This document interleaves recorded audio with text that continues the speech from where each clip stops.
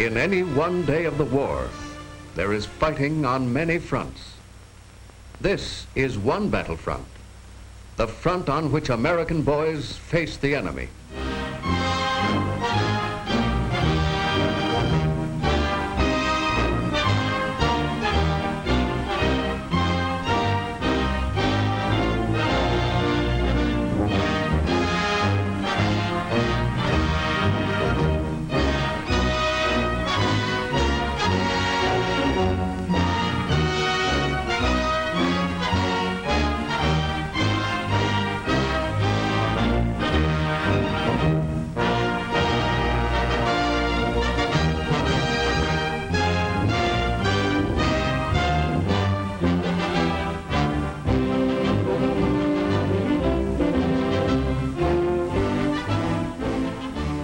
Yes, this is one front, and this is another front, spread over the face of America.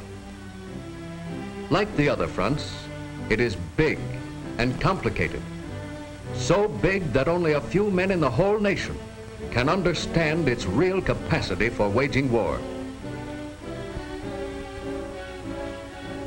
Here is one small sector of this front, one American city. A city full of war industries, a city full of war workers.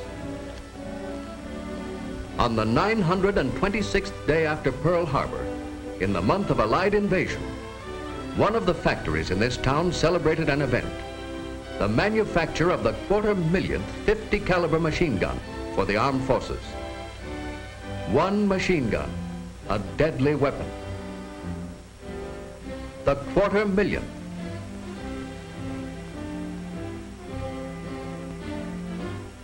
It may not seem strange that a factory should produce 250,000 machine guns. And the quantity production of two different types of propellers in one factory may not seem unusual. In addition to quantity production of hydraulic aircraft controls and many other kinds of war products. That is what factories are for, to produce things. The strange thing is that only a short time before, these factories were producers of electric refrigerators, the world's largest. Almost overnight, they became the world's largest producers of 50 caliber machine guns. In this factory, as in so many others in America, the people did something which tripped up the thinking of the enemy. The enemy knew we were manufacturers. They knew we had men. But they didn't know we could change our way of life enough to give our men the tools of war in overpowering quantity. The Axis didn't count this ability to change among our secret weapons. This is the story of what it takes to make such a change. The story of what ability to change means to all of us, now and after the war. Long before the manufacture of refrigerators was stopped, in fact, 16 months before Pearl Harbor, plans were being made for the mass production of war products in this factory. How could the experience, the capacity, the manpower, the facilities of this factory best be applied to turning out products of war? After considering all important factors such as available factory space, machinery, workers, finances, and after the products were agreed upon, plant layout engineers made new production layouts and redesigned the factories to fit them. Out came peacetime machines many of them to go into storage until after the war. Chaos is the word to describe the appearance of the factories while the changes were being made.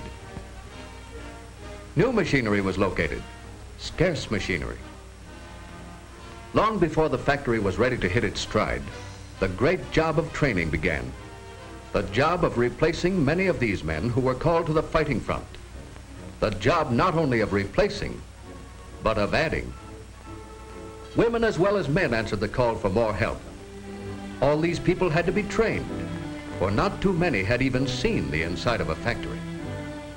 A whole way of life exchanged for another.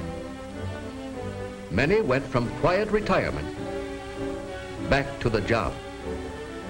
From high school and college to the war production front.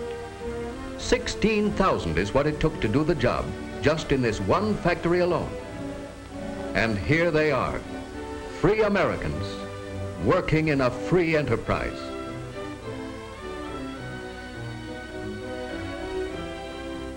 And here is what they learned.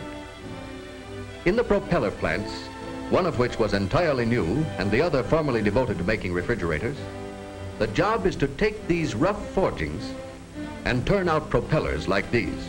That's the job. Some of the people at the head of the production line learn to drill this hole in the bottom of the blade where connection is made with the hub. Form drilling taper bore in shank, that's called. Each one perfectly drilled, each one exactly like the next. Others learned about milling, the careful step-by-step operations which cut away unwanted metals seemingly like butter. Each milling machine taking off just the right amount of surplus. Each milling tool automatically following an ingenious master pattern to guarantee that thousands of propeller blades would be identical in every detail of contour. These people learned to grind the surfaces of the blades on batteries of grinding machines. They grind them to the smoothness of fine silverware. For the smallest nick can grow to spell disaster when the propeller is part of an American plane and is churning the air over 1,000 times a minute. Blades must measure exactly right. They must be just so thick and not a hair's width thicker. Specially designed gauges let these people know quickly whether they have to split a few more hairs to get it right. Others learned all about the fine art of balancing. That plastic shield was developed to protect the balanced blade from air currents in the factory. Any error in the weight of these blades is multiplied nearly 2,000 times in flight. And these people have been taught that any error on this front is failure on this front. Failure of a mission, loss of American lives. While all those people were learning about making blades, others found out that propellers have more than blades. They have such queer-sounding parts as barrels and spiders, the sturdy parts that hold the blades in position. They've got to be sturdy, for in flight, each blade tries to tear itself away from its hub with a force equal to the weight of a loaded freight car. Yes, there was a lot to learn in the barrel and spider departments, including hundreds of different checks and double checks.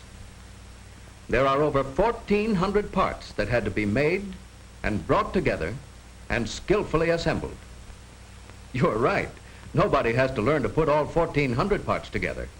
Each has his own job, and he knows that job almost well enough to do it blindfolded. That's the way it is in a big war plant. You've learned your job, and you're proud of it. But what a stranger you'd be if you worked on propellers and walked into the machine gun plant. These people know their jobs, just as you know yours. But they'd have to go into training to learn how to build propellers.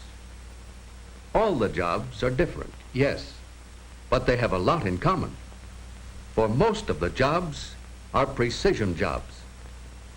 Just as propellers have to measure and balance just so, this machine gun bolt must be machined to extreme accuracy. The reason lies in the gun itself, the Browning Caliber 50. This gun is the standard weapon of the Air Forces. It fires over 800 rounds a minute, blasting each bullet toward its target at a speed of more than half a mile a second. It takes 200 parts to make up this gun. Each moving part must slide past its neighbor with such smoothness and sureness that there will be the least amount of friction, the least possibility of jamming, the least vibration to interfere with the gunner's accurate aim. In addition, parts must be identical in measurement, so that any one of thousands of parts will fit any one of thousands of guns. Like peas in a pod is too loose a description for the similarity of these parts. They are literally factory-made, identical twins. Precision tools, precise ways of thinking about their jobs.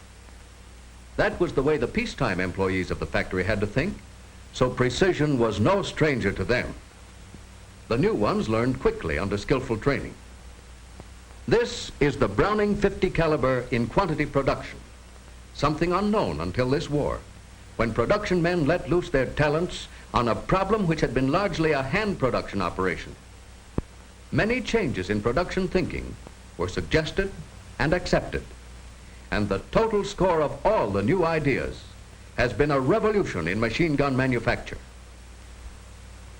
Modern manufacturing methods have increased the firing rate of the gun, saved raw stock for other vital war uses, replaced critical materials with non-critical materials, and resulted in production at 5 times the original schedule in improved quality with only twice as many machines and people, and at less than 1/4 the original cost.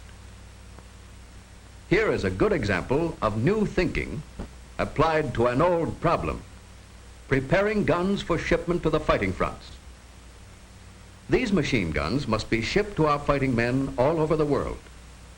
Temperature and climatic conditions from the heat of the tropics to the frigid north, from desert sand to corrosive salt water. Guns must be protected against all these elements of nature. Soldiers in the last war can well remember this scene. Guns packed in thick, heavy grease to provide the needed protection. 8 hours of slow, tedious cleaning. They don't do it that way in this factory. They seal each gun in a series of transparent, moisture-proof wrappings, like fine food being delivered to your home. Special drying material sealed inside provides a whole year's protection against the elements. In any part of the world, these guns can go immediately into action. This is typical of the contributions of American industry in supplying American fighters with the best of fighting equipment. In this case, the result of a manufacturer with specialized knowledge of moisture control, applying it to improve the effectiveness of a fighting weapon. New thinking, a new solution to an old problem, important in war and opening up new peacetime possibilities in packaging. It is not hard, seeing these factories, to understand the result of the new thinking and of all the effort. One machine gun taking its place on one plane. All these guns equipping a giant sky fleet of thousands of planes, thundering out over enemy territory.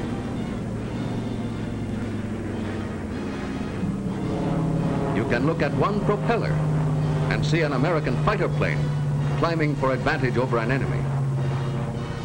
You can see all these propellers and figure the bombing force they can pull over enemy ground.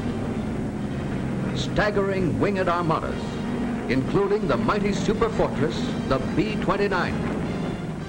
But there is a hidden meaning to the whole story. Here, in the ability of American industry, in the ability of these people, of all the people in American industry, to meet and conquer a challenging new problem, is the secret weapon the enemy did not expect. Yes, and it's only in times of a great crisis that we ourselves fully realize that with our modern convenient way of life, we have the imagination that meets change with change. The hard fiber that matches effort with effort. The courage to put our real resources to work. That is our secret weapon. It's ours for use in war, for use in peace.